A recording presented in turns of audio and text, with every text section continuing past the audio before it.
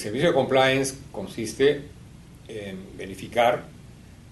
al interior de las empresas en qué medida están estas cumpliendo con los compromisos asumidos dentro del conjunto de actividades que desarrollan, y particularmente actividades vinculadas tanto en relación con los proveedores, con relación a los clientes a quienes atienden. De manera tal que el servicio permite verificar el conjunto de obligaciones legales o también códigos de conducta que pueden venir desde el exterior, que tienen que verse obligados a cumplir, y en consecuencia verificar que sus prácticas responden a ese tipo de compromisos y que realmente cuentan con un sistema que permita prever que no se produzcan delitos, que no se produzcan infracciones, que no se produzcan faltas. En consecuencia, este sistema que de implantarse en la empresa permite verificar que esto no suceda, y de suceder permite sancionar ejemplarmente.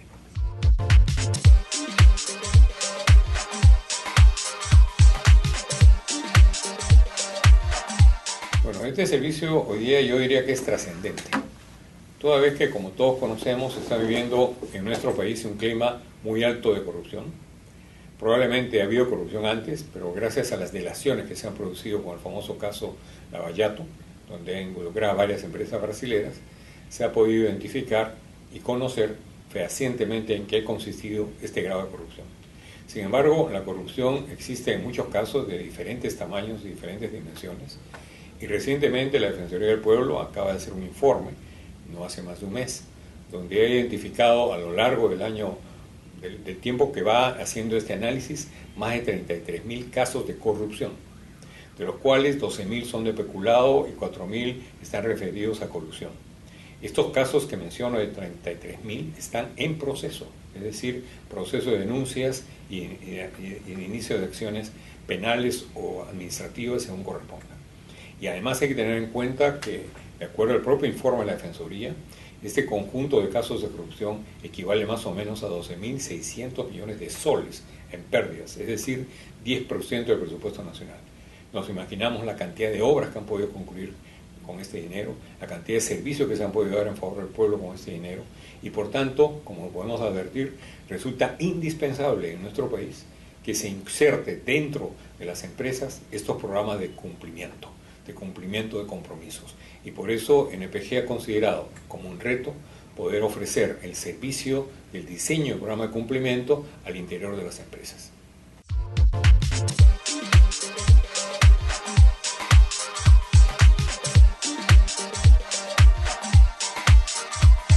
El servicio de compliance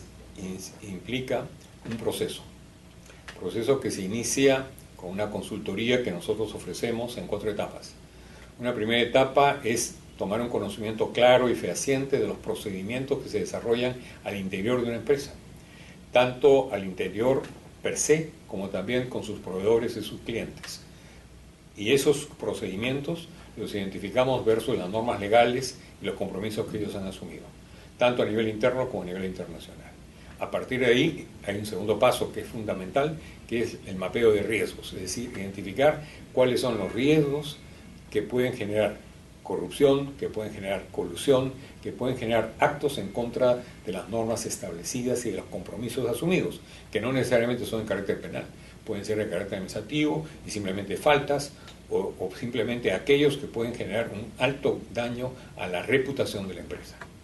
Una vez que hemos diseñado estos riesgos, inmediatamente lo que hacemos es sugerir los procedimientos internos que sea necesario desarrollar al interior de la empresa para poder precisamente mitigar estos riesgos y eventualmente evitar estos riesgos. Es decir, señalamos indicadores que permitan mitigación y también evitar que los riesgos se materialicen. Finalmente, una vez que esto ha sido diseñado, en una cuarta etapa lo que participamos es en la implementación de este sistema en la empresa, de forma tal que la empresa tenga ya implementado el sistema. Esto puede significar algunos cambios naturalmente en las normas, en los procedimientos internos que las empresas tienen, de forma tal que puedan acreditar internamente y hacia afuera que sus operaciones, que sus actividades, que sus procedimientos corresponden perfectamente a un sistema transparente, a un sistema abierto y que de alguna manera pueda acreditar que es muy difícil, o en todo caso, si sucediera, se sanciona, porque también se establece un sistema de sanciones, actos de corrupción al interior de las mismas o con sus proveedores o con sus clientes.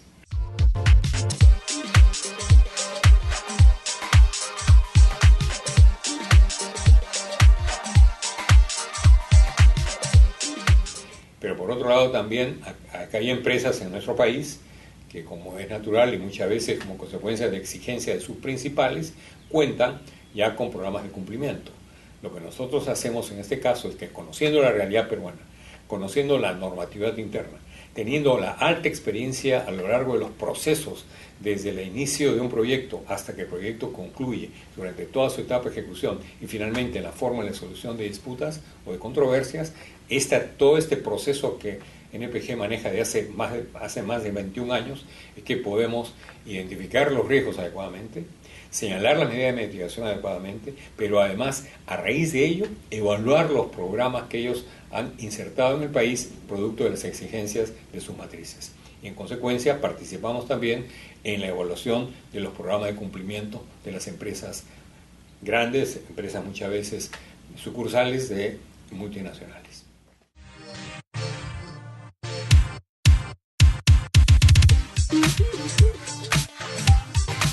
Acá es muy importante detenernos en dos normas fundamentales que atañen a un tema esencial. Normalmente los programas de compliance han pensado en las personas, el gerente de la empresa, el gerente general, los gerentes administrativos, los funcionarios, que pueden ser pasibles de penas y de sanciones. Bueno, en nuestro país la legislación reciente incluye a las personas jurídicas, como aquellas que pueden ser objeto de la aplicación, no evidentemente de pena, porque no puede ir una empresa a la cárcel, pero sí puede ser sancionada administrativamente porque al interior de la empresa se han producido algunos delitos, como puede ser el cohecho activo, el cohecho pasivo, el lavado de activos, etc. Pero también es interesante que la legislación ha complementado un tema que nos parece esencial y que también puede funcionar por sí solo, que es en la nueva ley de contrataciones estatales, en la modificatoria de la ley, se ha establecido una modalidad en virtud del cual las empresas que incorporan estos programas de cumplimiento pueden perfectamente aminorar el nivel de las sanciones administrativas a las que son pasibles si incumplen con algunas normas o infringen algunas normas de la ley de contrataciones del Estado, cuyo tribunal podría eventualmente, en el caso de OCE, inhabilitar a la empresa, suspenderla o multarla. Si una empresa cuenta con un programa de cumplimiento y nosotros, como especialistas en Derecho a la Construcción, estamos absolutamente preparados para desarrollarla, aminorará las eventuales sanciones. Por ejemplo, en lugar de ser inhabilitado, pueden ser eventualmente objeto de una multa o de repente no de una sanción, porque cuenta con un programa que acredita que al interior de la empresa se han hecho todos los esfuerzos por evitar este tipo de infracciones que generan sanciones. Es decir, tanto en el campo penal como en el campo administrativo, y en este caso, en el caso de las empresas que van a participar en todo este proceso de reconstrucción nacional y todo este proceso de nuevas obras de infraestructura que se van a desarrollar en el futuro, es fundamental que cuente con estos programas. Y nosotros nos sentimos totalmente preparados para, como consultores, asesorarlos en la implementación de este tipo de programas de cumplimiento en el campo de la ley de contrataciones del Estado y también, ¿por qué no?, en el campo de los delitos que eventualmente pudieran cometerse, como es el caso del cohecho, la colusión, etcétera, y particularmente en el caso del soborno.